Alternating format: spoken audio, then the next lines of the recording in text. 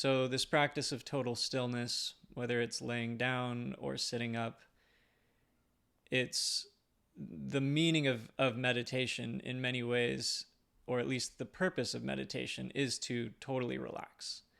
And for some of us, this might seem not necessarily counterintuitive, but when we do try to sit down to meditate, oftentimes it is hard to relax. And this is something that for thousands of years people have known. It's not unique to modern culture, but there are certain aspects of modern culture that exacerbate our ability to relax. And in many ways, just the modern way of life of being pulled in many directions all at the same time as this sort of modern meaning making that we create for ourselves by feeling like we have to do so many things all at once. And when we take the external stimulation of performing the tasks in the world and we sit in stillness, we still have that inner experience, that inner process going on in the mind. And this can often then translate into wiggliness or fidgetiness in the body, or just that desire to get up and go do something, which in many ways is totally fine. If you like the Zen tradition, there's a saying that if you're relaxed, meditate for 20 minutes. If you're busy and have no time to meditate, then meditate for an hour. And it's this notion that we're here to relax. And when you are relaxed, you're more capable of learning. You're more receptive to the world around you. Everything that is in your field becomes more wide open to be receptive to opportunities, to new life, to the little things in life, and the big things too. So as we tune into this sense of relaxation, this just means doing our best to keep our body totally still while keeping our spine straight. If we're sitting up, this means the spine straight while sitting up. If we're laying down, it means keeping our spine, say, laying flat on our back.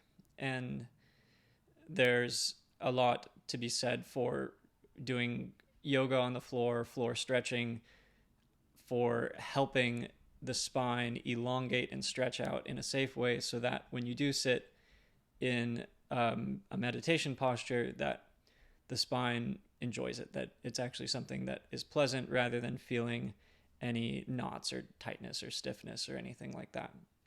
In addition to that, once the body is generally feeling loose and relaxed, that's when it's easier to sit, and then working through the layers of the mind. Usually one of the simplest tools is using the breath to do this. So once we've activated our parasympathetic nervous system, calming down that sympathetic fight or flight response, that normal beta brainwave state where we're in conscious awareness, or even that high beta where we're on the go treadmill, and taking that step back into those alpha waves and then theta waves, using the breath as a guide for total relaxation is perhaps the best tool that we have available to us. And it doesn't have to be breathing exercises.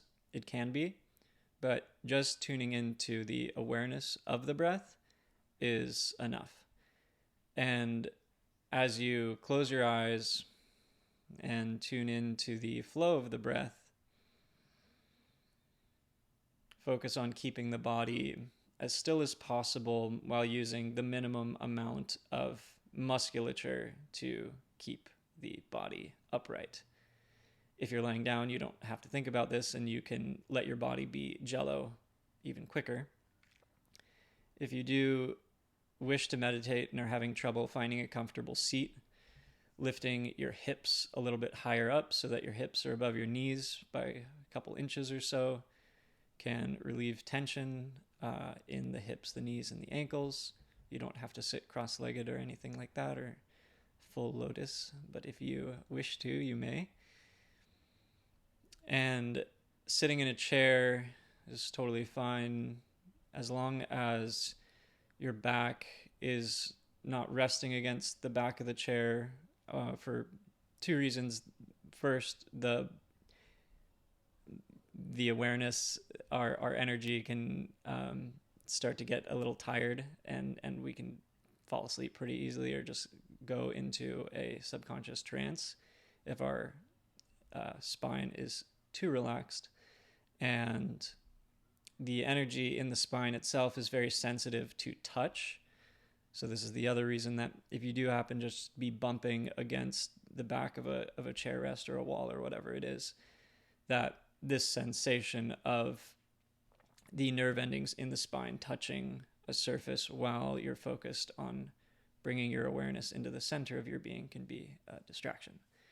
So that's the reason for sitting up nice and tall, and then allowing your energy, all of the let's not say stagnant, but the energy that's expressed throughout all of the bones and tissues, muscles in the body, when it gets drawn inwards, is then brought into the spine and the brain. And you can sense this or perceive this just by witnessing a pillar of light or a column of light that represents your spine, and by tuning in to this energy within you. And in deep stillness, the more you keep the body still and bring that awareness into this central column of light, into this central pillar, you can tune into the way the breath then mediates this process of gradually going from being on the surface of the body into the center of the body. And in many ways, it's both the body and the mind, and that as the awareness retreats from the periphery and from the senses, then not only does our awareness of our physical form change, but our awareness of our thoughts and feelings also change into a more centered knowingness of the deeper reality that we are. And so to practice relaxation as something that brings us closer to a definite goal or a definite experience of knowingness, of knowing who we are and gaining access to higher wisdom, whether this is for healing or intuition, that we wish to ask questions about, just learning more about ourselves by going within in a very specific way where we are focusing on totally relaxing the body. This is one way of describing the goal or the reason for meditation.